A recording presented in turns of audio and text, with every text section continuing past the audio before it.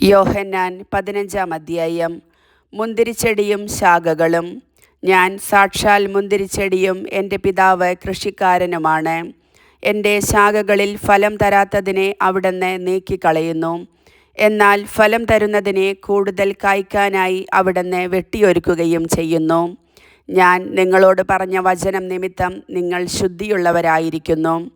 നിങ്ങൾ എന്നിൽ വസിക്കുവിൻ, ഞാൻ നിങ്ങളിലും വസിക്കും. മുന്തിരിച്ചെടിയിൽ നിൽക്കാതെ ശാഖയ്ക്ക് സ്വമേധയാ ഫലം പുറപ്പെടുവിക്കാൻ സാധിക്കാത്തതുപോലെ എന്നിൽ വസിക്കുന്നില്ലെങ്കിൽ നിങ്ങൾക്കും സാധിക്കുകയില്ല. ഞാൻ മുന്തിരിച്ചെടിയും നിങ്ങൾ ശാഖകളുമാണ്. ആര് എന്നിലും ഞാൻ അവനിലും വസിക്കുന്നുവോ അവൻ ഏറെ ഫലം പുറപ്പെടുവിക്കുന്നു. എന്നെ കൂടാതെ നിങ്ങൾക്ക് ഒന്നും ചെയ്യാൻ കഴിയുകയില്ല. എന്നിൽ വസിക്കാത്തവൻ മുറിച്ച ശാഖ പോലെ പുറത്തെറിയപ്പെടുകയും ഉണങ്ങിപ്പോവുകയും ചെയ്യുന്നു. അത്തരം കമ്പുകൾ ശേഖരിച്ച് തീയിലിട്ട് കത്തിച്ചു കളയുന്നു. നിങ്ങൾ എന്നിൽ വസിക്കുകയും എൻ്റെ വാക്കുകൾ നിങ്ങളിൽ നിലനിൽക്കുകയും ചെയ്യുന്നെങ്കിൽ ഇഷ്ടമുള്ളത് ചോദിച്ചു കൊള്ളുക, നിങ്ങൾക്ക് ലഭിക്കും. നിങ്ങൾ ധാരാളം ഫലം പുറപ്പെടുവിക്കുകയും അങ്ങനെ എൻ്റെ ശിഷ്യന്മാരായിരിക്കുകയും ചെയ്യുന്നത് വഴി പിതാവ് മഹത്വപ്പെടുന്നു. പിതാവ് എന്നെ സ്നേഹിച്ചതുപോലെ ഞാനും നിങ്ങളെ സ്നേഹിച്ചു. നിങ്ങൾ എൻ്റെ സ്നേഹത്തിൽ നിലനിൽക്കുവിൻ. ഞാൻ എൻ്റെ പിതാവിൻ്റെ കൽപ്പനകൾ പാലിച്ച് അവിടുത്തെ സ്നേഹത്തിൽ നിലനിൽക്കുന്നത് പോലെ നിങ്ങൾ എൻ്റെ കൽപ്പനകൾ പാലിച്ചാൽ എൻ്റെ സ്നേഹത്തിൽ നിലനിൽക്കും. ഇത് ഞാൻ നിങ്ങളോട് പറഞ്ഞത് എൻ്റെ സന്തോഷം നിങ്ങളിൽ കുടികൊള്ളാനും നിങ്ങളുടെ സന്തോഷം പൂർണ്ണമാകാനും വേണ്ടിയാണ്. ഇതാണ് എൻ്റെ കൽപ്പന: ഞാൻ നിങ്ങളെ സ്നേഹിച്ചതുപോലെ നിങ്ങളും പരസ്പരം സ്നേഹിക്കണം. സ്നേഹിതർക്കു വേണ്ടി ജീവൻ അർപ്പിക്കുന്നതിനേക്കാൾ വലിയ സ്നേഹം ഇല്ല. ഞാൻ നിങ്ങളോട് കൽപ്പിക്കുന്നത് നിങ്ങൾ ചെയ്യുന്നെങ്കിൽ നിങ്ങൾ എൻ്റെ സ്നേഹിതരാണ്. ഇനി ഞാൻ നിങ്ങളെ ദാസന്മാർ എന്ന് വിളിക്കുകയില്ല, കാരണം യജമാനൻ ചെയ്യുന്നതെന്തെന്ന് ദാസൻ അറിയുന്നില്ല. എന്നാൽ ഞാൻ നിങ്ങളെ സ്നേഹിതന്മാരെന്ന് വിളിച്ചു. എന്തെന്നാൽ എൻ്റെ പിതാവിൽ നിന്ന് കേട്ടതെല്ലാം നിങ്ങളെ ഞാൻ അറിയിച്ചു. നിങ്ങൾ എന്നെ തിരഞ്ഞെടുക്കുകയല്ല, ഞാൻ നിങ്ങളെ തിരഞ്ഞെടുക്കുകയാണ് ചെയ്തത്.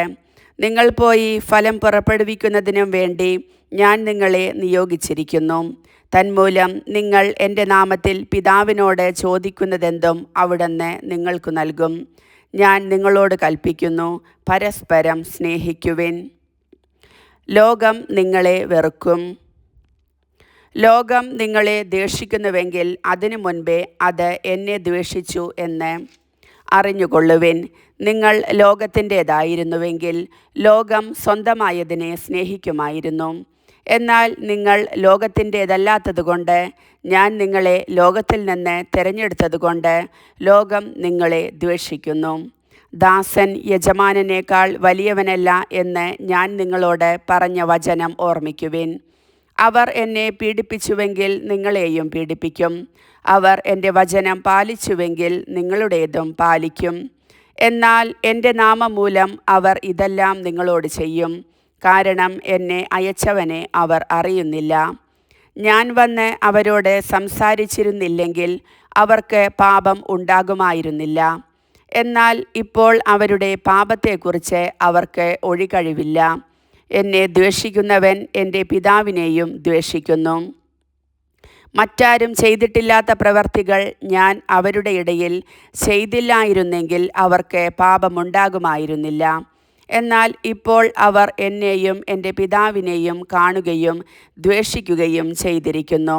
അവർ കാരണം കൂടാതെ എന്നെ വെറുത്തു എന്ന് അവരുടെ നിയമത്തിൽ എഴുതപ്പെട്ടിരിക്കുന്ന വചനം പൂർത്തിയാകാനാണ് ഇത് സംഭവിച്ചത്.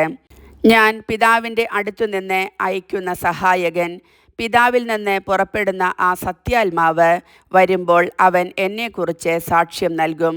ആരംഭം മുതൽ എന്നോട് കൂടെയുള്ളവരായതുകൊണ്ട് നിങ്ങളും സാക്ഷ്യം നൽകും. കർത്താവിൻ്റെ വചനം.